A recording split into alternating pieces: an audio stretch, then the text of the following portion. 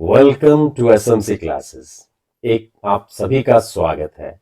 एक बहुत ही महान व्यक्ति का ये कथन है कि यदि आप पूर्व में जाना चाहते हैं तो आप पश्चिम में ना जाएं।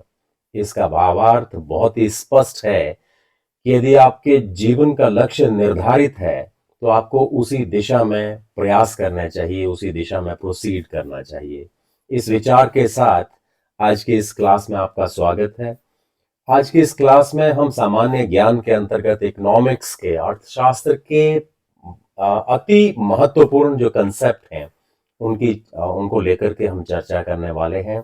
और शुरुआत करते हैं आज की इस क्लास के पहले कंसेप्ट के, वो है मानव विकास सूचकांक, human development index. Human development index की जहां तक बात है, इसकी शुरुआत 1990 में 1990 में पहली बार एचडीआई जारी किया गया। और इसको जारी करने वाली संस्था जो है वो human development United Nation development programme है। और इसको महबूबुल हक जो कि पाकिस्तानी अर्थशास्त्री हैं, उनका इसको डेवलप करने में सबसे महत्वपूर्ण योगदान रहा है।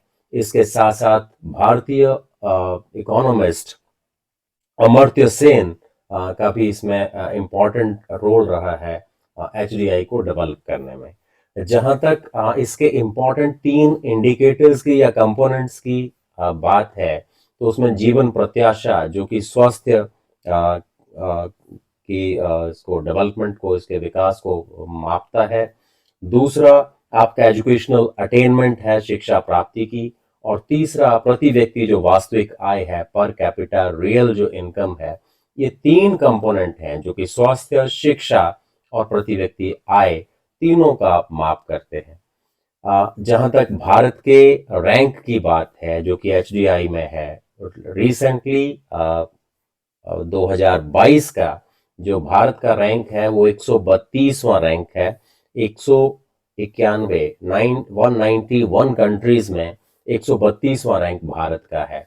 आप इसके साथ साथ 2014 से लेकर के 2022 तक के जो रैंक है वो इंडिया के, उनको देख सकते हैं। और भारत का जो डेवलपमेंट का जो लेवल है वो मीडियम लेवल का यहाँ पर देखने को मिलता है। नेक्स्ट कंसेप्ट की बात करते हैं, हिंदू समृद्धि दर, Hindu growth rate. Hindu growth rate का जो कंसेप्ट है वो प्रोफेसर राजकृष्णन जो भारतीय इकोनॉमिस्ट हैं उन्होंने दिया था। और ये भारत की राष्ट्रीय आय से, नेशनल इनकम से जुड़ा हुआ एक कंसेप्ट है। उन्होंने लगभग 1950 के दशक से लेकर के 1980 के दशक तक ये भारत की जो ग्रोथ रेट, एवरेज औसत 3.5% जो ग्रोथ रेट थी, उसको प्रोफेसर राजकृष्णन ने कंसेप्ट दिया था, हिंदू ग्रोथ रेट का नाम दिया था। हालांकि उसके बाद जो 1991 के बाद जो भारत की इकोनॉमी की जो ग्रोथ रेट थी वो लिबरलाइजेशन, प्राइवेटाइजेशन और ग्लोबलाइजेशन के कारण उसमें एनहांसमेंट हमें देखने को मिलती है। उसके बाद ब्रेन थ्योरी ऑफ वेल्थ की हम बात करते हैं। धन निकासी का जो सिद्धांत है ये दादा भाई नौरोजी का दिया हुआ कंसेप्ट है, जिनको the grand old man of India के नाम से भी जाना जाता है। और उन्होंने the poverty and un British rule in India नामक पुस्तक में उन्होंने इस कंसेप्ट की बात की है। और उन्होंने बताया कि किस तरह से अंग्रेजों ने भारत के जो रिसोर्सेज थे उनको एक्सप्लॉइट किया, उनका शोषण करते हुए भारत की तरफ से इंग्लैंड के लिए जो ये फ्लो था, वेल्थ का ड्रेन था, वो यहाँ पर हुआ। और उनकी पुस्तक में ये देखने को मिलता है फैक्ट कि 1829 से लेकर के 1872 तक के जो पीरियड था, उसमें एक होगरी खर्च के नाम पर इंग्लैंड के लिए 50 करोड़ पौंड यहाँ से निकाले गए, ड्रेन किए गए या हस्तांतरित किए गए। ऐसा दादा भाई नौरोजी की जो पुस्तक है उसमें ये फैक्ट मिलता है। नेक्स्ट कंसेप्ट की बात करते हैं, contribution in national income as far as the Indian economy is concerned। तो भारत की राष्ट्रीय आय में हालांकि भारत के जो पूरे इसमें योगदान जो देते हैं, प्राइमरी सेक्टर है, सेकेंडरी सेक्टर है और टर्शरी सेक्टर है, 3 सेक्टर है। तो राष्ट्रीय आय में सबसे कम योगदान जो है वो प्राथमिक क्षेत्र का है और सबसे अधिक योगदान जो है वो तृतीय क्षेत्र का है, जिसको हम सर्विस सेक्टर या इसमें सेवा क्षेत्र भी कहते हैं। प्राइमरी सेक्टर का जो फाइनेंशियल ईयर 2021-22 है उसमें प्राइमरी सेक्टर का योगदान 18.8% है। सेकेंडरी सेक्टर का, द्वितीय जो क्षेत्र है, उसका 28.2% है और जो टर्शरी सेक्टर है, सेवा क्षेत्र है, उसमें 53%। तो सबसे ज्यादा योगदान जो है वो सेवा क्षेत्र का है और सबसे कम योगदान जो है वो प्राइमरी सेक्टर का है। नेक्स्ट कंसेप्ट की हम बात करते हैं, लॉरेंज वक्र। लॉरेंज कर्व जो है, लॉरेंज कर्व क्या मापता है? इसको मैक्स ओ लॉरेंज ने 1905 में डेवलप किया था और ये इनइक्वालिटी इन इनकम डिस्ट्रीब्यूशन, आय के वितरण में जो असमानता पाई जाती है उसका ये माप करता है। दूसरी तरफ ये ग्राफिकल मेजर है जो कि डिस्पर्शन का, अपकिरण की एक मेथड में ये आता है। और जो डायगोनल इसमें एक लाइन, स्ट्रेट लाइन दिखती है, वो लाइन ऑफ इक्वालिटी के नाम से जानी जाती है और उस लाइन ऑफ इक्वालिटी से जितना दूर लॉरेंज कर्व होगा उतना ही उस पर्टिकुलर एरिया में, देश में, इकोनॉमी में जो इनइक्वालिटी है, असमानता है, वो आय और धन को लेकर के वो ज्यादा पाई जाएगी और जितना लाइन ऑफ इक्वालिटी के नजदीक ये कर्व होगा उतनी ही उसमें कम असमानता पाई जाएगी। नेक्स्ट कंसेप्ट की हम बात करते हैं, वो है क्लोज्ड इकोनॉमी। ऐसी अर्थव्यवस्था जिसमें ना तो आयात होता है और ना ही निर्यात होता है, ना इंपोर्ट होता है, ना एक्सपोर्ट होता है, उसको कहते हैं क्लोज्ड इकोनॉमी, बंद अर्थव्यवस्था। नेक्स्ट कंसेप्ट की हम बात करते हैं, physical quality of life index, PQLI। ये भी जो क्वालिटी ऑफ लाइफ को मेजर करता है, डेवलपमेंट को मेजर करता है, जीवन की भौतिक गुणवत्ता सूचकांक इसे कहते हैं।